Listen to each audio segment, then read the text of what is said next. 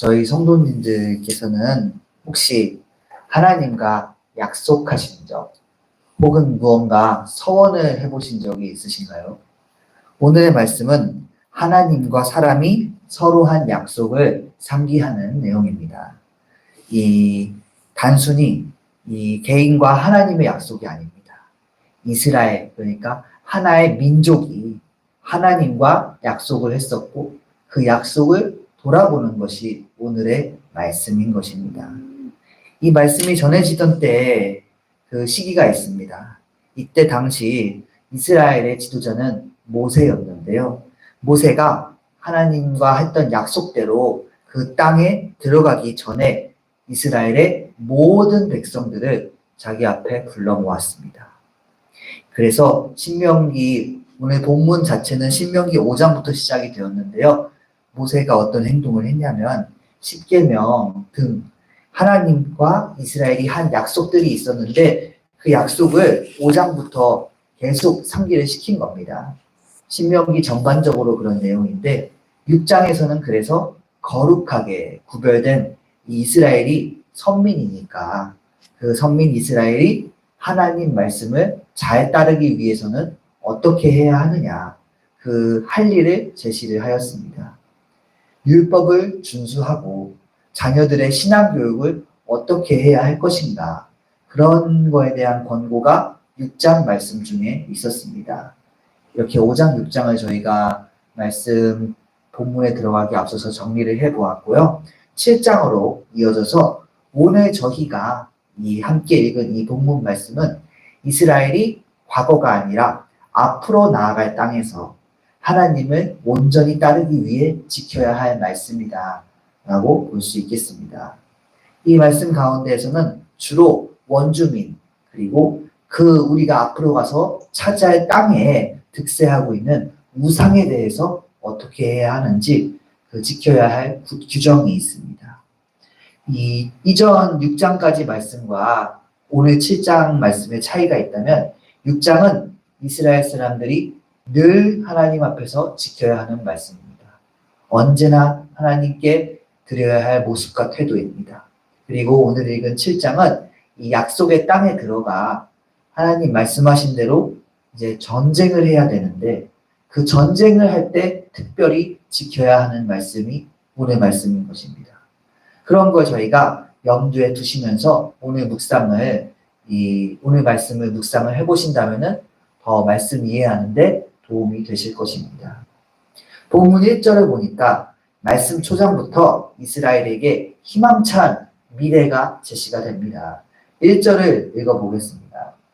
주 당신들의 하나님이 당신들이 들어가 차지할 땅으로 당신들을 이끌어 들이시고 당신들 앞에서 여러 민족, 즉 당신들보다 강하고 수가 많은 7민족인 헷족과 기레가스족과 아모리족과 가나안족과 브리스족과 히위족과 여부스족을 다 쫓아내실 것입니다. 말씀을 보시면 하나님께서 이스라엘 백성을 인도하십니다. 그래서 기존에 그들을 맡고 있던 강한 적들을 쫓아내실 거라는 그런 예언적인 성격이 있는 말씀입니다. 이 말씀에서 저희가 눈여겨봐야 할 부분이 있다면은 이런 강하고 수가 많은 기존의 이스라엘의 강적들을 물리치는 주체가 있는데 그 주체가 이스라엘의 백성도 아니고 이스라엘 백성의 어떤 특별한 기술이나 힘이 아니라 하나님이시라는 것입니다. 사람이 어떻게 하는 게 아니라 길을 하나님께서 내십니다. 사람이 아니라 하나님께서 앞서 하십니다. 다만 여기서 2절을 보니까 하나님께서 그렇게 약속을 지키시면 이스라엘도 지켜야 하는 약속이 있습니다. 2절을 읽어보겠습니다. 주 당신들의 하나님은 그들을 당신들의 손에 넘겨주셔서 당신들이 그들을 치게 하실 것이니 그때 당신들은 그들을 전멸시켜야 합니다. 그들과 어떤 언약도 세우지 말고 그들을 불쌍히 여기지도 마십시오. 말씀해 보니까 적이 공격해 올 때 자비 없이 전멸시켜라. 그리고 어떤 약속도 하지 말라. 이렇게 말씀하고 있습니다. 그리고 이 3절에서는 거기에 더해서 그들과 관계 맺지 말라. 특히 혼인 관계 맺지 말라. 이렇게 말씀하고 있습니다. 그런데요, 이는 사실 오늘 이 방금 들은 이 말씀 자체만 듣고 보면 이게 합리적인 행동은 아닙니다. 우선 도덕적으로도 현대의 관점으로 봤을 때에는 이게 맞는지 의문을 가질 수도 있습니다. 이 당시는 사실 저희가 가지고 있는 도덕과 그런 윤리관과는 다른 기준을 적용해야 하기 때문에 도덕적으로 의문을 가지는 것은 차치할 수 있습니다. 그러나 이스라엘 백성이 예전에 가나안에 좀 살았다고는 해도 이제 이방인의 입장입니다. 그곳으로 돌아가야 하는 상황에서 이 수없이 많은 가나안의 토착민과 상대해야 하는데 그 수없이 많은 적들 중에서 화친 한 번 없이 모조리 전멸시킨다.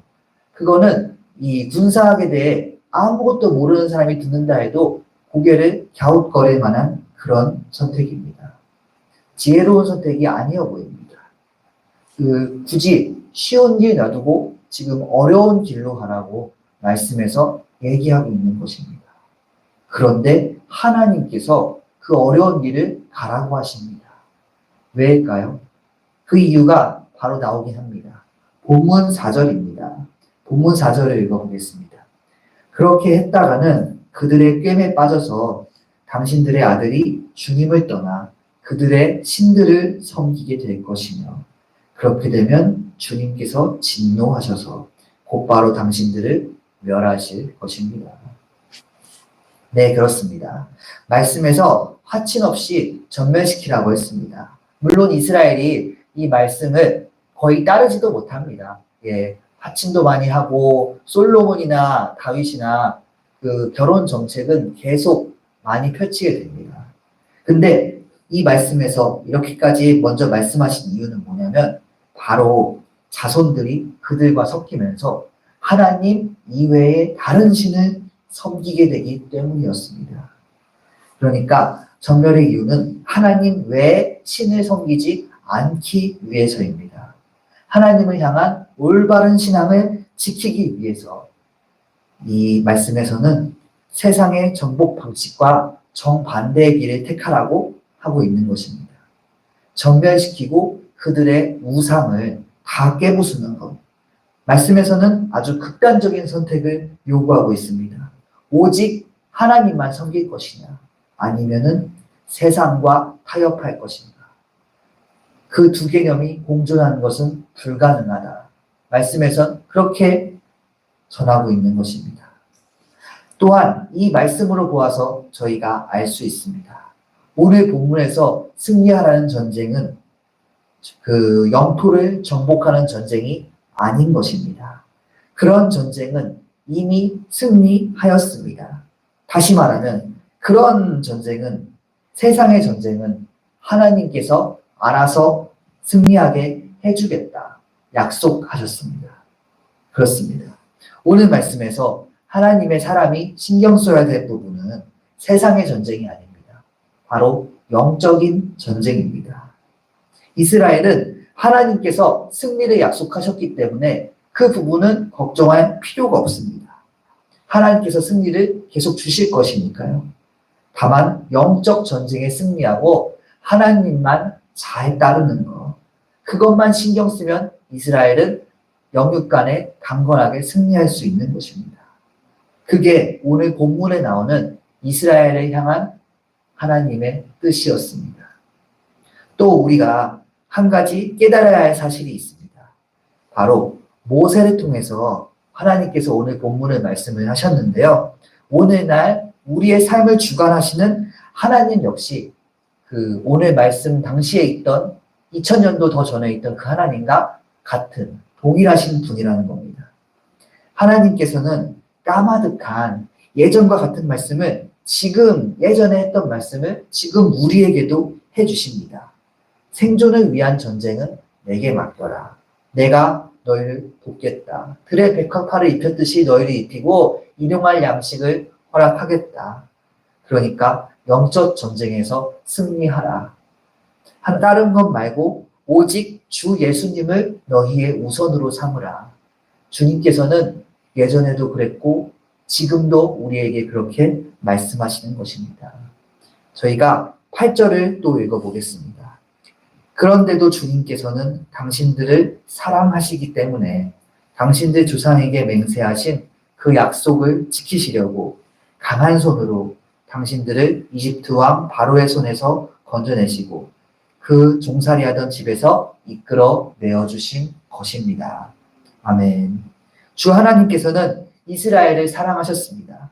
그래서 그 백성들이 아주 오래전에 조상의 조상들이 했던 이제 그 손주들은 기억도 하지 못하는 약속을 지키셨습니다. 그들이 노예의 삶에서 다시 사람의 삶을 살 수 있도록 끝까지 도우셨습니다.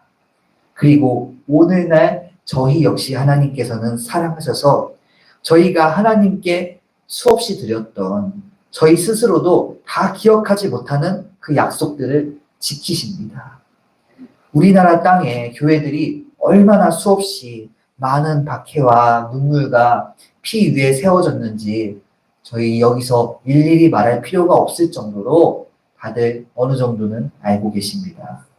선교사님이 이 땅에 들어와서 시작된 조선시대 그 역사적인 사건으로는 신유박해, 거기서부터 시작해서 6.25에 그 이후에 공산군이 전국을 점령하고 혹은 이북 땅을 점령을 했을 때 피난하지 못한 목회자들을 대대적으로 처형하고 수없이 많은 그리스도인들이 박해 속에 이 땅으로 내려왔습니다. 정말 셀 수 없이 수많은 고통과 시련 가운데 기독교인의 기도가 쌓였습니다. 영혼과 그 간절한 소망이 쌓였습니다. 그리고 그 기도를 하나님께서 들으시고 응답하신 것입니다. 그렇기 때문에 이스라엘이 끝끝내 가나안 땅을 점령한 것처럼 교회가 기적적인 대부흥을 일으켰고 이 나라를 말 그대로 십자가로 덮은 것입니다. 이제 그 이후는 지금 저희의 몫입니다. 죄와 합의하여서 이스라엘 백성이 가나안에서 자꾸 문제들을 반복하면서 쇠퇴해 갔던 것처럼 그렇게 될 것인지 아니면 여호와께 돌아갈 것인지 저희가 선택해야 합니다. 오늘 말씀은 그런 저희에게 기회가 있음을 나타내고 있습니다. 11절을 같이 읽어보겠습니다. 그러므로 당신들은 오늘 내가 당신들에게 내리는 명령과 규례와 법도를 잘 지켜야 합니다. 아멘. 예, 이스라엘이 말씀처럼 하나님과 한 약속을 지킨다면은 살 것입니다. 그냥 사는 게 아니고 계속 잘 살았을 것입니다. 이스라엘 사람들에게는 나라가 망할 때까지 기회가 있었습니다. 사실 망하고 나서도 예수님이란 기회를 받았었습니다. 저희 역시 그렇습니다. 아무리 저희가 약속을 어기고 기억하지 못하고 흔들려도 하나님께서는 또다시 말씀을 통해서 저희의 길을 인도하시고 깨닫게 하실 것입니다. 그렇기 때문에 저희가 한 사람 한 사람 주님 앞에 회개하며 나아가기 바랍니다. 저희 모두가 돌이키면 공동체가 돌이키는 것입니다. 모든 공동체가 이 땅의 교회들이 돌이킬 때 성경에 있는 이 이스라엘의 그 실수와 어리석은 역사가 반복되는 것을 피할 수 있습니다. 그리고 이스라엘은 멀어졌지만 그 나라가 망하고 기회를 놓쳤지만 저희는 하나님의 백성으로 구원받게 될 것입니다. 저희가 그날까지 주님 앞에 무릎 꿇고 주님을 사랑하는 자세와 마음으로 나아가게 되기를 주님의 이름으로 부탁을 드립니다. 아멘. 기도하시겠습니다. 어느 것 하나도 떨어뜨리지 않으시고 우리가 잃어버리고 잊은 약속도 다 기억하시는, 지키시는 주님, 저희 역시 주님의 말씀을 듣고 따르기 원합니다. 세상과 나는 간 곳 없고 구속한 주만 보이게 하여 주시옵소서. 저희의 길을 인도하고 말씀을 깨닫게 하셔서 오직 주님의 도움으로만 승리하게 하여 주시옵소서. 어리석은 반복을 피해 회개하고 주 앞에 엎드려서 하나님의 백성으로 나아가게 하여 주시옵소서. 그런 저희 되게 하실 줄 믿사오며 살아계신 예수님의 이름으로 기도드렸습니다. 아멘. 하늘에 계신 우리 아버지여, 이름이 거룩히 여김을 받으시오며